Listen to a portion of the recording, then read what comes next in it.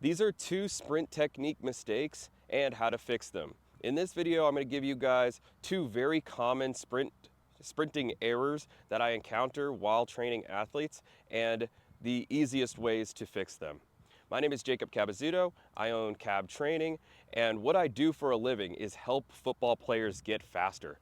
So the first common sprint technique mistake I encounter is reaching.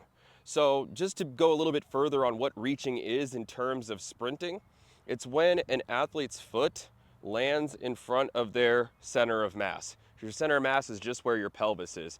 When I was little, I thought, okay, I needed to reach my foot out further when I ran so my strides could get longer. But in reality, what happens is when your foot lands out in front of your center of mass, it creates a braking force that slows you down. And so what I see athletes typically do is when they run, they reach out like this, and typically they end up striking with the heel of their foot, but mostly they just strike right in front of their body, and that causes their foot to stay on the ground longer. It slows down your stride, and even worse, it increases your risk for a hamstring injury. And so when we run like this, when we want to fix this type of mistake, it's all about the pelvic tilt. So what the pelvic tilt basically means is when you're trained from a young age to stay low and try to have that forward lean, your pelvis tilts forward just like this, and that causes you to have kind of a fake forward lean. And that gets that foot to reach out in front of you, and it causes a breakdown, and it doesn't allow you to tap into that extra hip strength. So what we want to do is we want to emphasize upright posture. So when we're in our top end max velocity sprint mechanics, we want to correct that pelvic tilt. And so what we typically do to fix the pelvic tilt is an upright PVC pipe. You're going to hold a PVC pipe over your head, and you're going to do A skips, high knees, switches. And so basically it's all about keeping that upper body nice and upright while you're doing these drills. And so that is one of the biggest, easiest ways to fix that reaching. Another way that you could fix reaching is through wicket sprints, which I absolutely love. The tricky thing about wicket sprints is you have to space out the hurdles and the cones in a certain way. So I would highly recommend starting with the PVC pipe upright sprint drills first, and then if that doesn't work, moving on to wicket sprints. Again, comment below if you have any questions regarding wicket sprints or the upright PVC drills.